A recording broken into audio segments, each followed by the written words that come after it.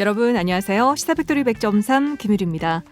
최근 이재명 대선 후보가 지난 13일 제주를 마지막으로 메타버스 행진을 끝냈습니다. 이 후보가 진행한 이 메타버스는 사실 매일 타는 버스의 약자로 앞서 일부에서 방송한 메타버스와는 관련이 없습니다.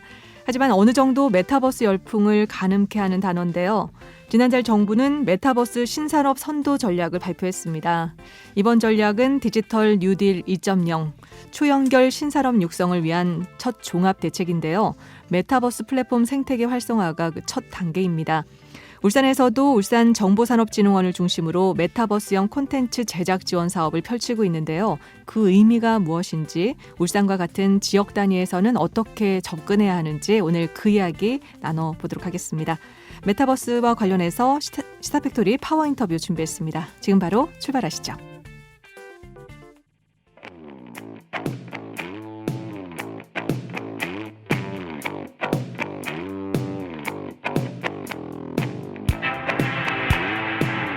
울산의 주요 사안을 짚는다. 파워 인터뷰.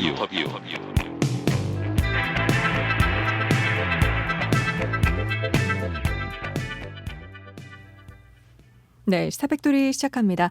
오늘도 ICT 전문가 브라우니 솔루션 앤 컴퍼니 박병하 이사 스튜디오로 모셨습니다. 어서 오세요. 네, 안녕하세요. 네, 지난 방송 1부에 이어서 오늘도 메타버스와 관련해서 얘기 좀 나눠보도록 하겠습니다.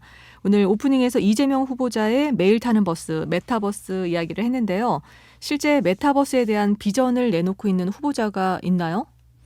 아쉽게도 제가 알기로는 이제 정책적 이슈를 접하기는 쉽지 않은 상황인데요. 네.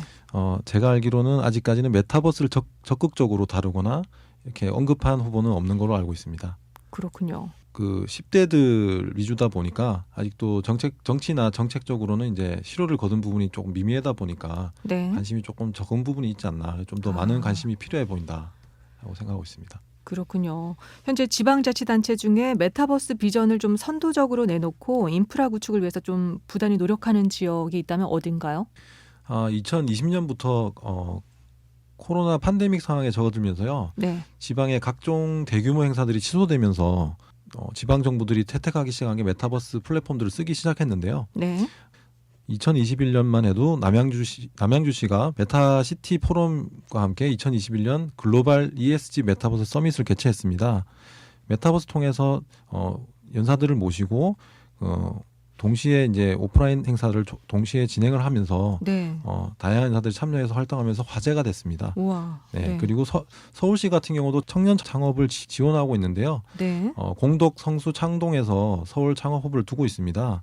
그런데 이 행사도 이제 코로나로 취소되면서 오프라인 창업 허브를 제페토를 통해서 구축을 했고요. 작년 네. 5월 달에 그리고 창업 허브 월드를 개최한 다음에 동시에 기존의 오프라인 공덕 성수 창동 창업 허브를 방문하지 않고도 네. 누구나 모바일로 방문할 수 있도록 이제 만들어서 둘러볼 수 있게 했고요. 네. 서울 스타트업 64개랑 그리고 서울시 창업 지원 시설을 한눈에 볼 수 있도록 홍보관까지 구성을 했습니다. 그렇군요. 제가 알기로는 대구도 굉장히 활발히 하고 있다고 하던데요. 네, 대구가 어떻게 보면 작정을 한 것처럼 굉장히 많이 드라이브를 걸고 있는 지방 단체처럼 보이는데요. 네. 올해 이미 이제 추진위원회까지 갖추셔서 메타시티 5개 분야의 메타버스 플랫폼을 구축을 이제 천명을 하시고 네. 했고, 그리고 이름을 이제 메타버스, 메타라이프, 메타이코노미, 메타메딕, 메타컬처, 메타스터디 등 행정, 경제, 의료, 문화, 교육 등 5개 분야로 메타버스 플랫폼 이야. 구축을 이제 진행을 하는 것으로 발족을 했고요. 그리고 민간 합동 NFT 센터까지 조성하는 등 이제 메타버스 지방 정부로서는 청사진을 발표하면서 적극적인 움직임을 보이고 있습니다. 그렇군요. 네. 그리고 지방자치단체들이 이제 2021년도에는 이제 간단하게 메타버스를 어떤 건지 잘 몰랐기 때문에 네. 학습을 하고 TF를 구성해서 이제 적극적으로 도입하기 위해서 준비하는 단계였다고 그러면 네. 올해는 이제 적극적으로 도입하기 위해서 이제 실제 하나 둘씩 이제 뭐가 서비스를 가시화되네요. 가시화되는 해라고 보시면 될 것 같고요. 그러면은 메타버스 미디어를 우리 여기 방송국, 이 라디오 방송국에서 구현한다면은 혹시 가능할까요? 네, 충분히 가능합니다. 일단 그 메타버스 플랫폼들은 대부분 이제 무료이기 때문에 누구나 네. 구현이 가능하고요. 단 이제 사용자가 엄청 많다거나 이럴 경우에는 이제 일부는 유료화되는 부분이 있긴 있는데요. 네. 예를 들어서 이제 가장 인기가 많은 이제 제페토를 통해서 만약에 라디오 월드를 만든다고 하면 네. 제페토에서 계정을 만들고 이제 월드는 누구나 만들 수 있으니까 이름을 정한 다음에 월드를 만드시면 되는데요. 만약에 이제 많은 사용자들이 동시에 즐기게 하려면 게더타운이라는 해외 플랫폼을 써서 네. 하게도 할 수 있습니다. 그러면은 누구나 쉽고 빠르게 그냥 구축을 할 수 있는 거네요. 네, 구축을 할 수 있고 이제 네, 라디오 방송국도 만들 수 있는 거네요. 네, 방송을 할 수 있고 뭐 이렇게 룰이 정해진 건 아니니까요. 네. 어떤 기능들 같은 것들은 뭐 거기 정해진 방송도 가능하고 사진도 올릴 수 있고 대화도 가능합니다. 그러면은 저희가 지금 안 하고 네. 있잖아요. 만약에 우리 울산 CBS에서 네. 메타버스 콘텐츠를 만들면 어떤 장점이 있을까요? 또 어떤 강점이 있을까요? 네, 아무래도 기존의 이제 텍스트 기반이나 이런 것들보다는 되게 흥미를 많이 끌 거고요. 네. 그리고 좀 더 자유도가 높기 때문에 실제 이제 아바타를 통해서 예를 네. 들면 그 진행자님 아바타랑 사용자 아바타가 직접 만나서 대화를 한다든가 이게 가능해지죠. 사실은 뭐 현실은 그게 어렵잖아요. 네. 그리고 이제 사이트 상에서도 사실은 이제 대화 한번 하기도 쉽지는 않고요. 근데 이제 그게 메타버스에서는 쉬워지는 거죠.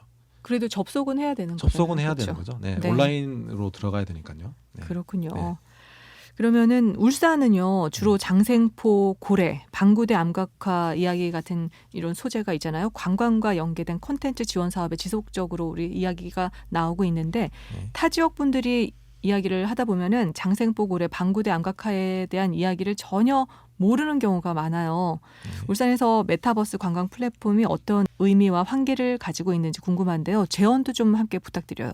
메타버스로 대표되는 몰입형 VR 컨텐츠가 사실 정보형보다는 이제 실제 체감형 컨텐츠의 강점을 가지고 있는 만큼 이제 공간에 대한 중요도가 굉장히 큽니다. 네. 근데 제페토처럼 모바일 기반 메타버스보다 몰입도나 사용자 체험 효과는 뛰어납니다. 그리고 그 지역의 랜드마크 등은 스토리도 가지고 있고 해서 대중들에게는 이제 높은 품질의 컨텐츠와 지역 연계를 통한 높은 홍보 효과도 누릴 수 있는 것이 강점일 겁니다. 근데 다만 이제 우리가 살고 있는 자랑스러운 울산과 울산 사람들의 진짜 이야기는 이게 다인 건지 이제 의문이 좀 드는 부분은 있고요. 네.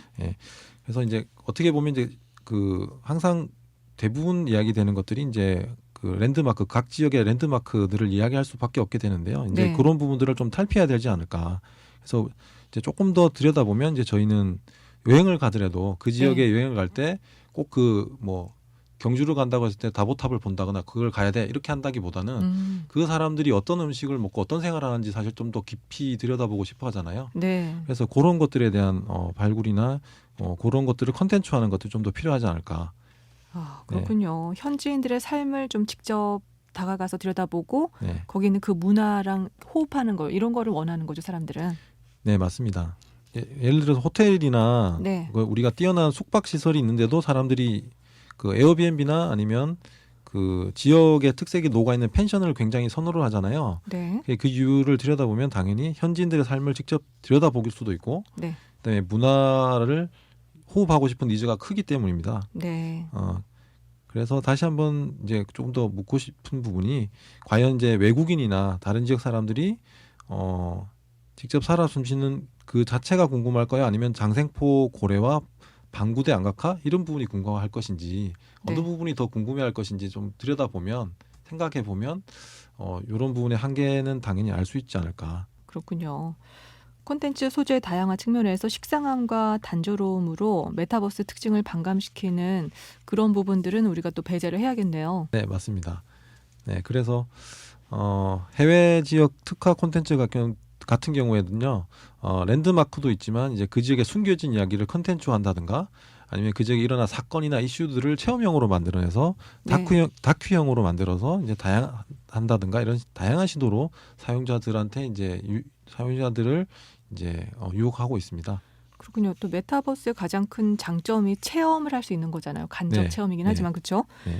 결국 메타버스에 또 종사 가능한 휴먼 인프라도 굉장히 중요해 보이는데 울산에 그런 인력과 업체가 올 만한 상황인지 현업자 입장에서 보시기에 어때요?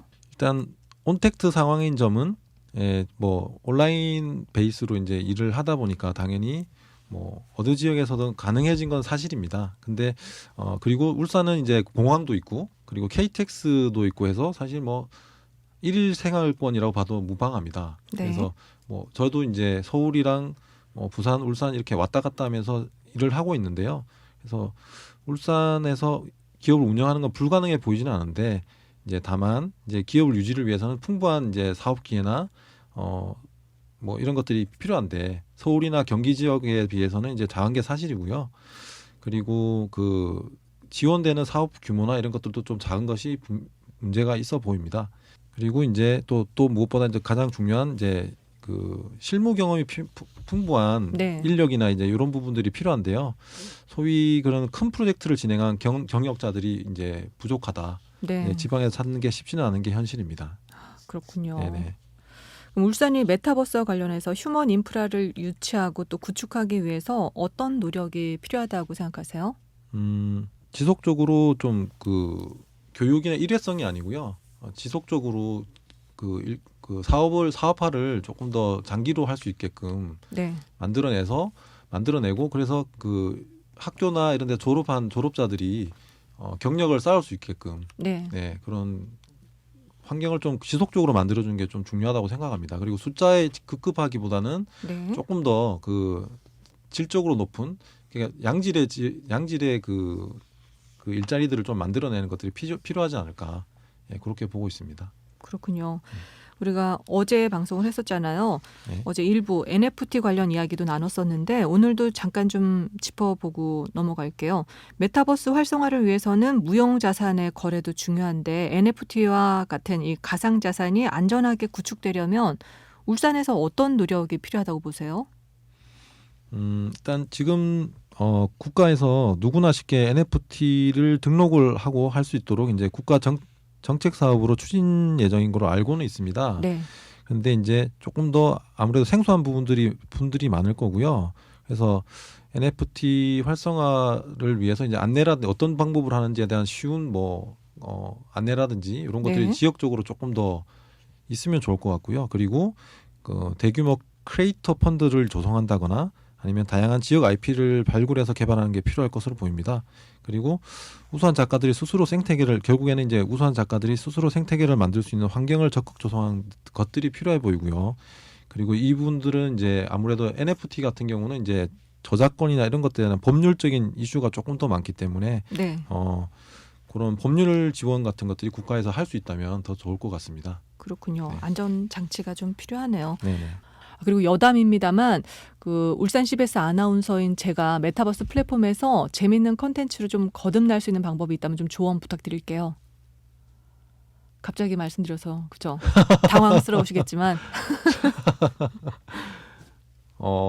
일단 제가 볼 때는 메타버스 플랫폼들을 사용해서 네, 한번 그 제페토라든지 네, 아니면 그 호라이즌 월드 같은 것들을 한번 써보시는 게 어떨까? 네, 네, 써보시면 아마 실제 그냥 말로만 그냥 메타버스 이런 것들보다는 네. 체험을 정말 이건 체험형 서비스다 보니까 직접 네. 체험해 보시면 아마 정말 이건 놀랍다 뭐 이런 느낌을 굉장히 이사님 많이 하루에 몇 받았어요. 번 들어가세요? 저는 거의 매일 하고 있습니다. 아 그렇군요. 네, 저는 네. 거의 그 아침에 시작을 이 VR 기기를 먼저 쓰고 운동을 하거든요. 네, 네, 그걸로 미국에 있는 애들이랑 탁구를 쳐요. 네, 탁구 치고 그 다음에 이제 댄스 게임 같은 게 있거든요. 네. 그걸로 이제 몸을 풀어주고요. 오, 네, 그걸로 그래서 한두 시간 정도를 이제 운동을 그걸로 해줍니다. 그러면 그렇군요. 거의 땀이 엄청나게 나거든요. 네, 네, 그걸로 해주고 그다음에 업무를 시작합니다. 그렇군요. 네, 재택 때문에 네. 이제 거의 갇혀 있으니까요. 네. 나가지를 못해서 이제 그런 형식으로. 한두 시간 정도 착용을 하면 어지럽진 않으세요?